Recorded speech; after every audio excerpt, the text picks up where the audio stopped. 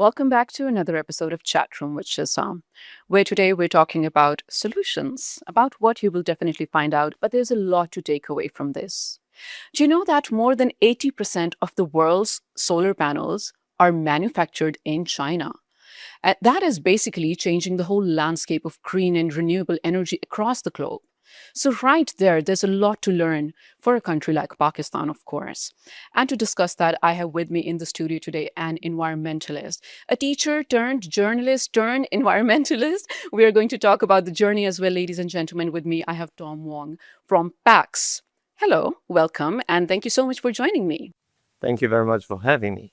Access People of Asia for Climate Solutions. This is your brainchild. You started back in 2018. But before I get there, I want a very brief story of how a teacher decides, first of all, to become a journalist, and then a journalist decides to become an environmentalist. Wow, God, this takes me back like 30 years. I started as a college teacher in 1995, and I was teaching for 6 years. And sometimes my students were older than me, so it was not possible for me to actually bring life experience or life lessons to them. So I decided to actually leave that job to meet more people, to learn more about the world. And journalism was the perfect job for that. And I loved it. And at that time, I was writing about energy, I was writing about the IT industry. And one day I stumbled upon a story about renewable energy in China. And that was in 2004. I wrote the story because I grew up with coal pollution. And I never thought there was anything other than coal to provide electricity. So I was really excited about wind power in 2004, but my editor didn't like the story. And if I couldn't really write about this new opportunity, I decided not to do it for that media outlet. So I decided to jump boat. And then at that time, Greenpeace was looking for a communications officer, and that was the perfect job for me. So in 2005, I moved from journalism to Greenpeace as the communications officer. And that was how I started with environmental protection. That was how I started to write about climate change and also renewable energy. Um, and that was the moment when I got convinced that we didn't have to rely on coal for electricity. And the time and the era you're talking about, if you try to sell the idea of renewable energy and clean energy to someone, it's not a lot of people know about it. So, did you have to convince a lot of people for this movement? I think I love my mom. I have conversations with my mom all the time. So the first time when I picked up my phone back in 2005 to tell my mom I was moving from a very good job of journalism to environmental protection, my mom was really confused. And then I started to talk about wind power and solar power to my mom, who also spent her whole life around coal because my hometown was very, very heavily reliant on coal. And after she heard my story, saying, okay, there is some alternative to coal or to the power generation source, she was immediately convinced. She actually knew what she said to me was that one, there will be one day we will run out of coal anyway. So, and then number two, coal is quite dirty.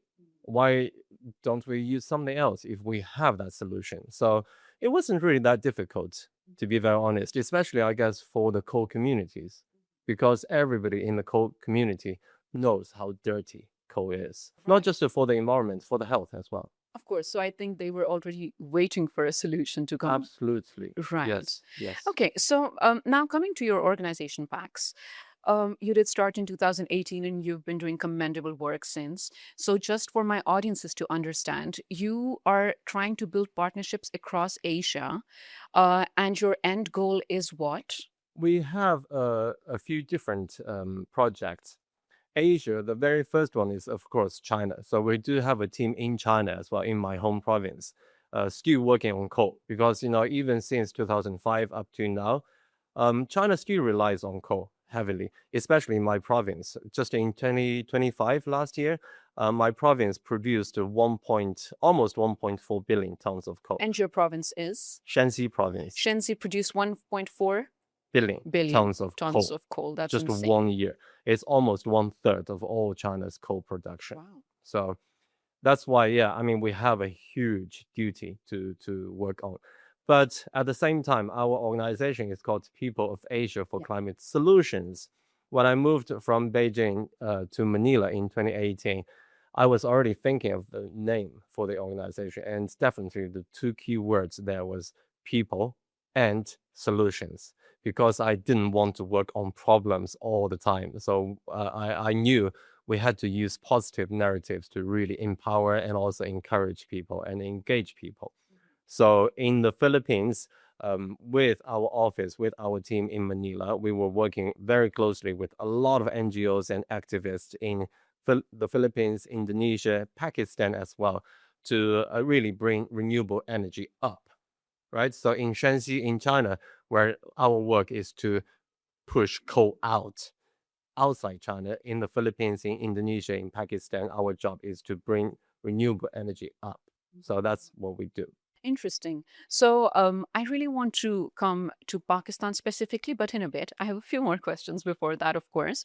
You have been in conversation with policymakers over the past decade and more, of course, major stakeholders because of the change you want to bring about in renewable energy.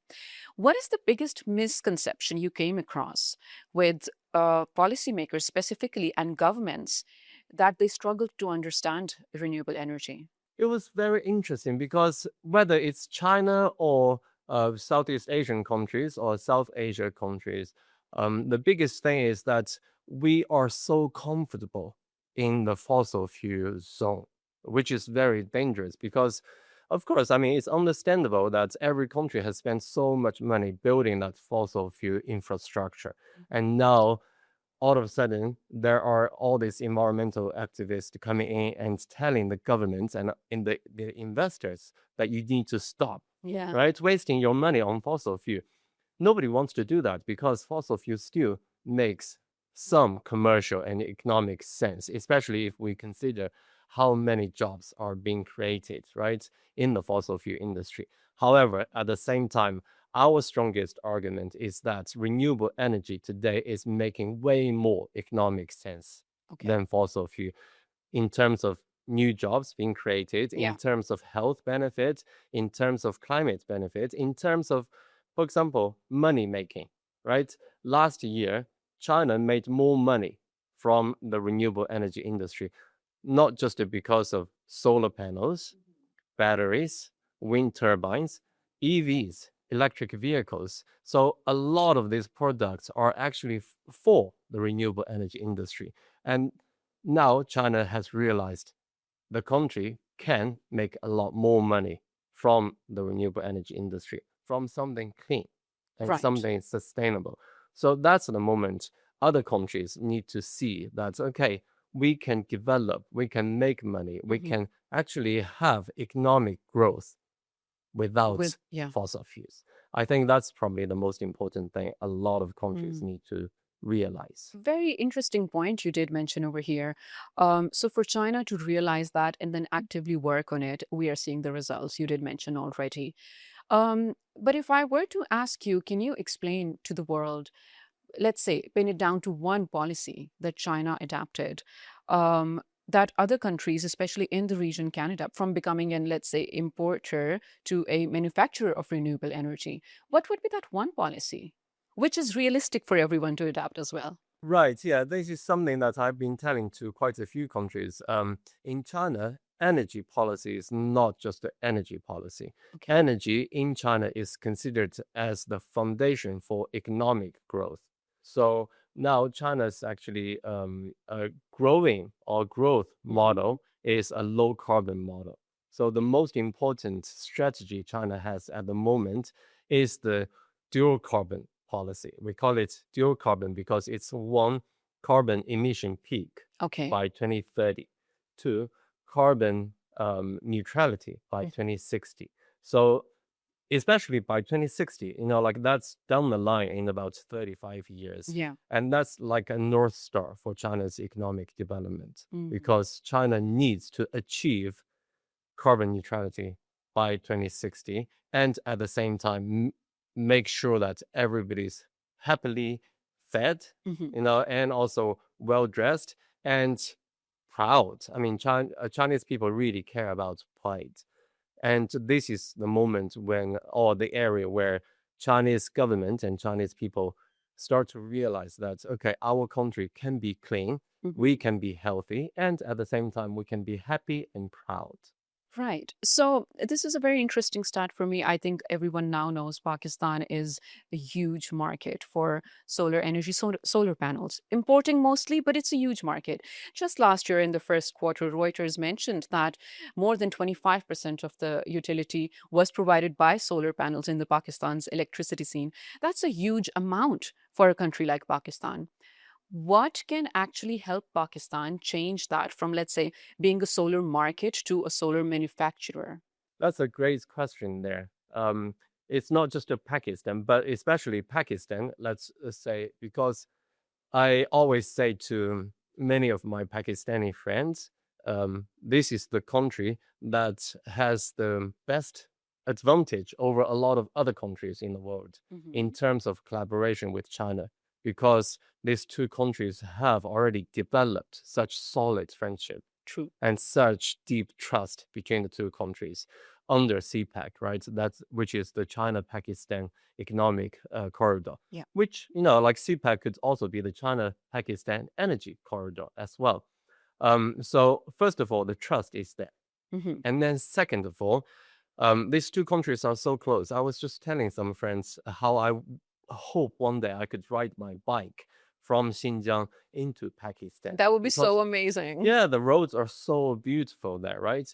And it is so close. And in the Philippines, I mean, like PAX, our headquarters office is in the Philippines. For the past 3 years, we have been sending Filipino high school graduates to China as soon as they graduate from high school and as soon as their Chinese becomes sufficient enough or good Mhm. enough, we send them to Chinese. One of the universities is very close to Xinjiang, actually quite close to Pakistan. So I think Pakistan could become the next model where China and Pakistan can collaborate in research and development of the renewable energy industry, not just the manufacturing. Actually, look beyond manufacturing, look beyond sales.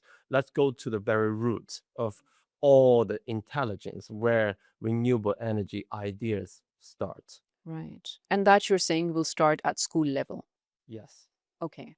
Are we looking at future collaborations in education, exchange programs between Pakistan, China, or let's say Philippines even? Yes. I mean, as I was saying, for the past 3 years, we have already been sending a lot of these high school graduate students to China. And this is one of the reasons why I'm here in Hmm. Pakistan today, because Pakistan and the Philippines have so many similarities. Hmm. Hmm. People might not really think of these two countries being similar in any way, but in fact, both countries are some of the world's most climate vulnerable countries, Yeah, right? In the unfortunately. Philippines, we get stronger and more frequent typhoons. In Pakistan, we get floods Yeah, and also prolonged droughts yeah. as well. And we know the glaciers between Gloves, yeah. Pakistan and China are melting so much faster than before. So these are all really scary signs. So both countries are extremely vulnerable. Hmm. However, at the same time, both countries are so blessed with this much natural resource, especially sunlight. Yeah, You yeah, walk yeah. down the streets in the Philippines, you walk down the streets in Islamabad, you get sunlight, and we're just wasting all that sunlight if we don't, Mm. like use the sunlight and turn that into something that can make our life better and convenient. So that's something that these two countries also have in common: opportunities in natural resource, opportunities in solar. And the third similarity is the young people. Mm. I mean, like I said, my first job was a college teacher. I always love meeting young people. And in the Philippines, you meet young people, you see in their eyes, they're very ambitious. They don't Ambitious. want to be climate victims, right? Mm, of They should course. not be climate victims. No. So we empower them and turn them into climate victors, Mm. right? They should feel proud. They should feel victory in their hands. And both countries, young people are so pretty. They are so good looking, so ambitious, and both speak very good English Yeah. as well. And I always say, look, these young people in the whole world, there are 7 billion people. Mhm. And you, this small handful of young people, in 4 to 5 years will be the only small handful of people who speak Urdu, English, Mm. who know about climate change impact. They have their personal stories, who will have learned about renewable energy from one of the world's best countries to learn about True. renewable energy. And at the same time, the most important thing is after 4 years, all their Chinese classmates will Mm. become their future business partners, right? So they will have an existing network, all the Yeah. foreigners. So yeah, that's something I would really, really love to bring to Pakistan. I love the idea from victims to victors. Thank you. Me too. Yeah, absolutely love it. And I love how simple the solution is. So you're not only looking at exchange programs at the moment, but we're thinking so practically about the future as well, where you said there's opportunities. You're already connected with the partners in 3 different countries. And then, there's so many more opportunities and arenas to explore. Really looking forward to that. And we always say that about Pakistani youth, that it's a challenge and an opportunity at the same time. So to Absolutely. utilize that, I think that's very important here. And you did mention that this is one of the fields we need to work on. Um, Slightly hard question, but I would really like an answer to it. So initially, decades ago when China was starting the BRI, of course, renewable energy was not as common as it is now. So it did finance fossil fuel projects, coal-based projects, especially abroad in the region. Yeah. Now, I have seen you advocate a lot about renewable energy for CPEC 2.0. Mhm. Compared to that, of course, we need to improve. But can you, on top of your head, mention, let's say, 2 or 3 projects for CPEC 2.0 that we can use for renewable energy? Well, I mean, Well, biking you did mention. I support biking from yes, China to yes, Pakistan, yes, yeah. yes. I mean, like, of course, first of all, solutions. We need solutions, not necessary for the world, to be very honest. And we are working on climate change for people, for Yeah. humankind. So Okay. all solutions must be rooted in people. The solutions need to work for the people and also deliver results, benefits for people to make people's life better. So of course, cycling, like that's one thing. That's my passion. But second of all, I think the very first thing is, as you mentioned, there was so much coal investment from China in Pakistan. I think for the first probably not 10 years, but 8 years of Belt and Road Initiative or CPEC, China, no, Indonesia and Pakistan were the top 2 countries with coal investment from China. Hmm. And that's why now in Pakistan, in Sindh, for example, you still see a lot of coal power plants being operated by Chinese companies Hmm. and being run by Chinese companies. Um, and the very first thing China and Pakistan probably should collaborate on is to, after realizing all this solar potential, actually think, okay, what can we do with these coal power plants? Hmm. You know, Instead of giving them 30 years of lifespan, probably we can shorten that life into 20 years or even Okay. 15 years. So what I'm talking about is early retirement Hmm. of existing coal fleet Okay. in Pakistan. And China can do that Hmm. because this year in March, China set up a new government agency which is in charge of risk management of overseas state-owned assets. Hmm. So, meaning if the investment or if the project Hmm. invested by Chinese state-owned companies outside China under the Belt and Road Initiative are risky, this agency can step in and then say, okay, we need to develop strategies to actually minimize or Mm. mitigate the risks. Environmental effects. Okay. Well, not just environmental risks, but also financial, especially financial risks, because Hmm. these power plants, this coal fleet in Pakistan will become stranded assets very Mm. soon because of this, like solar boom or solar Right. rush in Pakistan. To be able to minimize the risk for these assets in Mm. Pakistan, China should actually consider early retirement of these coal fleets. So that's number one. Hmm. And then number two, of course, as I always advocate for, is people capacity building. Mm. In Pakistan today, if we want really manufacturing of not really solar panels, but let's talk about storage of batteries Hmm. or EVs in the future, or considering Pakistan as one of the bridging countries between China and the wider global South countries. Um, People, the talents are the most important. Yeah. So we always come back to people and then see between China and Pakistan, how do we build this new generation of extremely talented, open minded young people Mm. who can actually communicate easily with Chinese stakeholders and Right. understand about Pakistan, but more importantly, they also can communicate and engage with the broader global South countries too. Of course, that is the goal, and we're really looking forward to that. But when you say that the aim is for the future of CPEC, of course, when you're considering Pakistan in the picture, the aim is to reduce the fuel usage to, let's say, if it was 30 to 15 years, that's basically cutting it in half. Is that realistic, first of all? And then, is that realistic that to replace that, of course, when you talk about renewable energy, timeline wise, Mhm. where are we? I think we are always a little bit conservative in terms of our imagination. Okay. Probably 5 years ago, we didn't even think a solar rush would be possible for Pakistan. Yeah, true, true. And even just the last year in 2025, we wouldn't really think about battery technology would be so advanced to make actually renewable energy still available at night, Hmm. right? Hmm. Um, People always complain saying sunlight, you only get sunlight during the day, you don't get sunlight at night. But today actually we can still use sunlight at night. By restoring it, yeah. Exactly. Hmm. So Hmm. technology develops so much faster than people could ever think. I think, now we are getting really close to Okay, that kind of coal phase out. We're that's good getting news. much, yeah, exactly. I mean, I'm quite convinced that we are much closer to bringing a much cleaner and much healthier future right Hmm. to us. I think future is today, not really tomorrow. Right. And it's when we talk about Pakistan and China, it's so important to have these conversations because, first of all, yes, the trust factor is there. We've always enjoyed stronger friendship, diplomatic relations, people to people exchanges, and whatnot.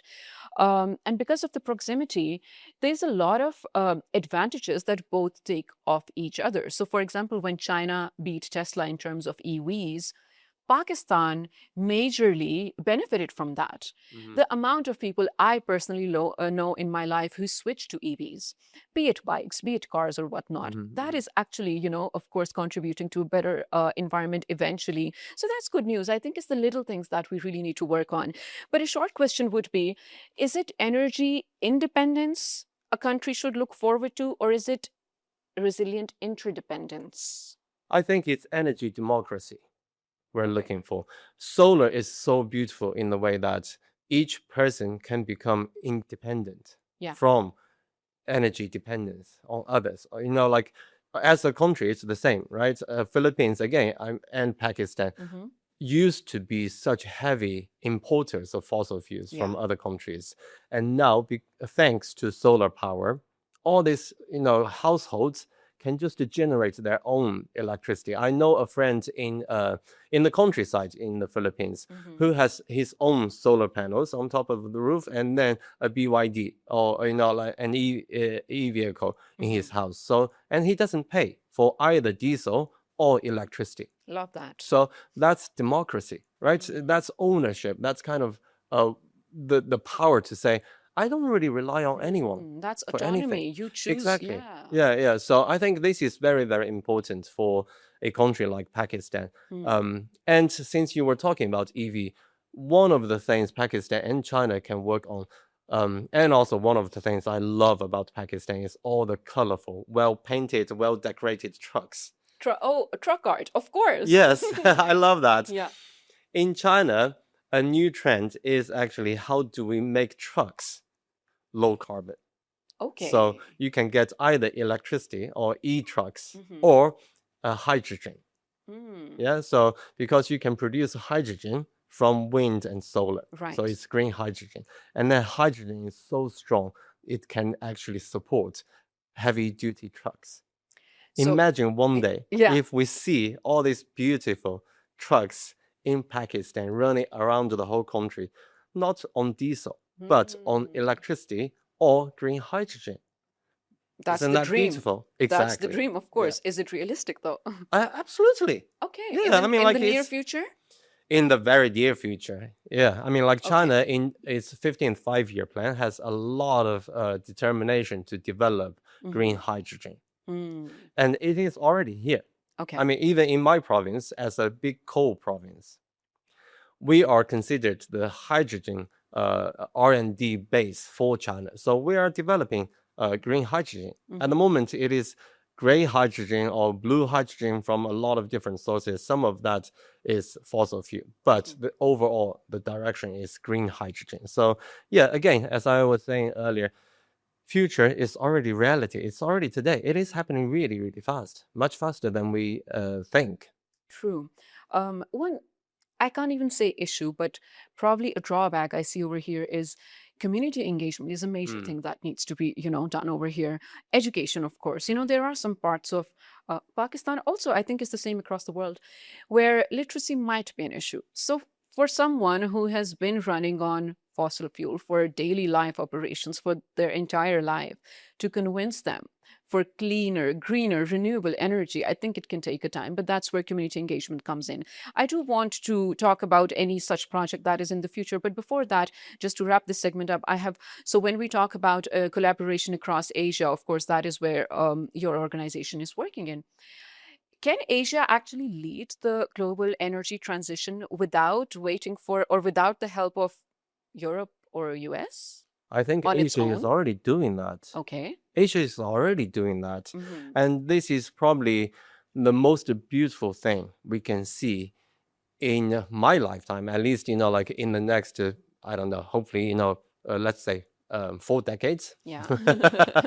So, Asia, Africa, these are the places where the whole world will be shifting into a completely new development model. It's going to be a new era where, um, I think a few days ago, a Pakistani friend was saying we had the stone era, right? We had the metal era or the Hmm. iron era, and we had the fossil fuel or a heavy carbon era. Hmm. Now it's the whole clean development era Hmm. without any fossil fuel, right? So all of this has already happened, and Asia and Africa are definitely going to be the leaders of the world to show that a new type of development model is totally possible. And we are already doing that. And so there's no more Eurocentrism or America-centricism over here. I think There we're being shouldn't be independent any of kind that. of central, Okay. right? I think every country, every continent need to look within. To be Yeah, independent. to be Okay. independent. And this is, again, another beauty part about solar or about renewable energy. It's right above our own head. I Hmm. always call it homegrown And energy. states cannot own it. I think that's the Exactly. beauty Nobody of can it. own Yeah. it, right? It's sunlight. Hmm. In all religions, I mean, or even Yeah. not well established religions, like, for example, Muslim or Buddhism or Catholicism, right? Yeah. We all have songs, we all have folk songs or folk stories about sunlight. Or fire. Or, yeah. Exactly. Hmm. Hmm. So it has always been around. That's probably the most generous source of power for the human. Wow. And this is probably off topic, but it's just my head is going there and I cannot help but discuss this with you. So when we're looking at natural energy resources for the future, of course, for cleaner and greener environment, are we also looking at fewer conflicts in terms of lootable and non-lootable natural resources and just, neo-imperialism? Thank you for bringing that up. I love That's this. beautiful. Yeah, exactly. One day, I mean, like one day, if we all have our own energy, if we don't have to be concerned about where am I going to get the light for my children to read, Mhm. right, or to do homework at night, where am I going to get the electricity or the heat to cook my food, where am I going to get the electricity to make sure that my little baby is cool enough, right, Yeah. to be able to um, to be safe away from heat waves? Mhm. Where do I get the power to really run my business? Mhm. So if the answer to all these questions is above my own head, I can do it Mm. myself. I don't have to rely on anyone, right? True.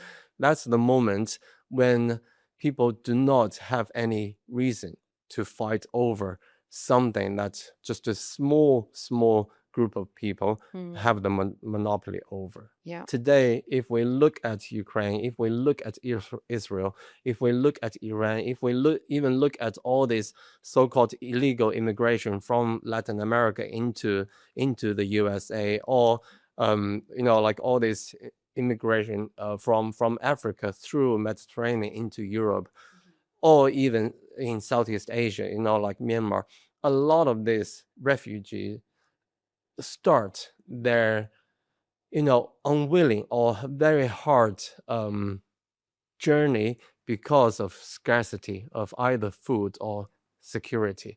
And a lot of the conflicts start with the um, hunger, or the kind of, let's say, hunger for fossil fuel, for oil. So one day, if we don't really rely on fossil fuel, if we are already so comfortable with our own power above our own head, we no longer need any reason to fight over anything because we share everything. Like I said, I mean, that is the dream, of course. It's a beautiful dream. Almost unreal, maybe Plato's Republic. Hopefully, it will happen in our lifetime. We get to see that definitely. I want to bring you back to community engagement over here because this is your second time in Islamabad. You're already doing a lot. But when you leave, I want Pakistani organizations, NGOs, government, semi government organizations, education institutions to be self sufficient to continue the journey and continue the fight to be clean and green. What are some advice or tips you would give such organizations? Yes, homegrown power and homegrown talents. Absolutely. Because no matter how developed China's renewable energy technologies will be, they know about China's situation. Right? China is a very big country. That's where a lot of different types of technologies can be tested. Both in the schools, or in the scientific labs, Hmm. or in reality, in commercial, right? But they don't know about Pakistan. Okay. So it has to be the Pakistani talents who develop our own scenarios here, or who develop our own technologies that adopt the best to the Pakistani scenarios. For example, when one journalist asked me this question a few days ago here in Pakistan, Yeah. saying so much solar panels, people are using too much solar panel or solar power, and that's making the deep well water go down too fast. Oh, That is not really the fault of solar panels, okay. right? So what we can do here is, at least for Pakistani scientists, and also renewable energy, uh, let's say, researchers, engineers, Hmm. as well as entrepreneurs, to know that's a problem. So how do we solve that problem? How do we actually develop solar powered irrigation systems Yeah. so that we Okay. carry water from far away instead of relying on deep wells? Hmm. Right. Okay. So that's something that a lot of Chinese solar companies might not even think about, Mm. because they don't know about the situation here in Pakistan. So yeah, I definitely think uh, no matter how many people we send to China to learn, Hmm.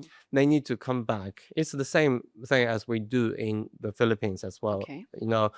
Come back to the Philippines, and then either start your own business, or start to work for the government, for the Department of Energy, or start to work for the renewable energy company in the Philippines, or become a teacher, I was going right? to say, or at least educate. Right, Yeah. yeah, or become a journalist Hmm. and start Hmm. to write stories. Yeah, because public engagement, public education is extremely important. Absolutely. And the most important part about public engagement and education is to make sure that, to open the eyes and Hmm. say, okay, that's not really the future, that's reality.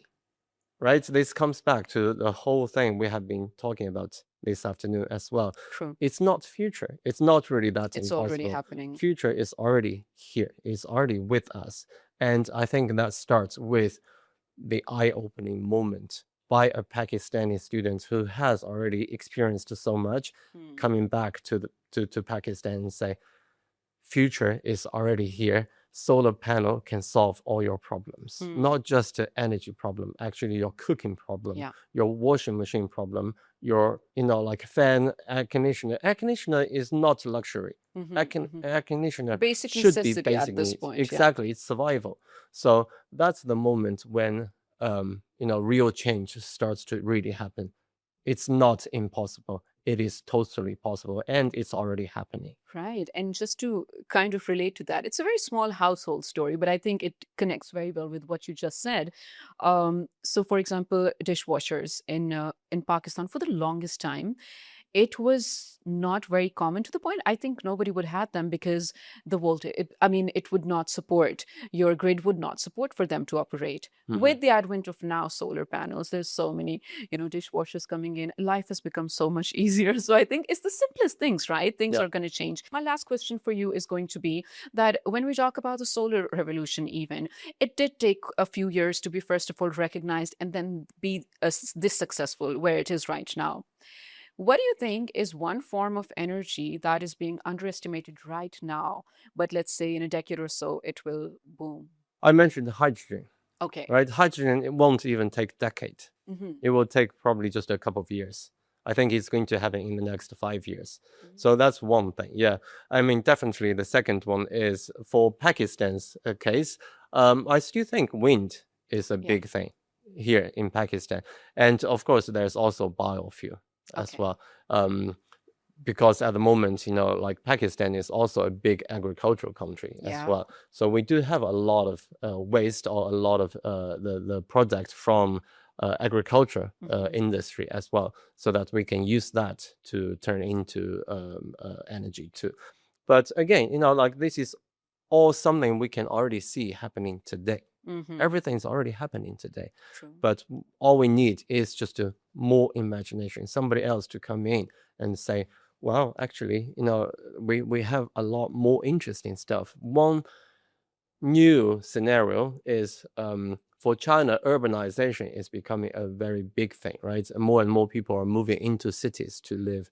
And then the villages around cities are becoming empty, or some people actually come to the city center to work and then they go back to their home at night.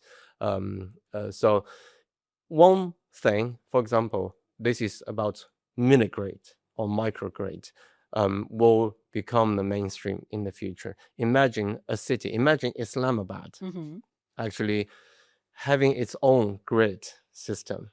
Okay. And during the day, all these empty houses, or like from the countryside, from the surrounding suburbs, actually provide electricity to downtown Islamabad, right? And then at night, Islamabad, all the business or all the commercial centers no longer need electricity. That's the time when people go back home and then start to use their electricity. So that's how things can still be kept balanced, right? So yeah, I think there's a lot that we can still develop, and even in China nowadays, an e-vehicle, when the person doesn't drive the e-vehicle, but there's still a lot of electricity in the car, he can actually just plug it in and then sell that electricity back to the grid. That's a good right? market. Yeah, and then just to charge the e-vehicle again when electricity is cheaper during the day, like with sunlight. So a lot of things are really, really possible, and they're already happening today, right around us. So when we spoke about, centers not being a thing anymore, so in terms of energy generation, it can also be individual. You produce your energy off natural sources and, like you said, sell it. Yeah, everybody's a producer, everybody's a consumer. Like that's why I was saying energy democracy. I don't feel anxiety, right? I mean, like being comfortable, being relaxed in life is such a beautiful thing that we all deserve it. Absolutely. Thank you so much, Tom Wang. This was such thank you. a productive and a fruitful discussion. I genuinely enjoyed and I learned a lot. Thank you for being here. Thank you. Ladies and gentlemen, I will catch you next week here in the chat room, which is our biggest conversations never end. Until then, take care.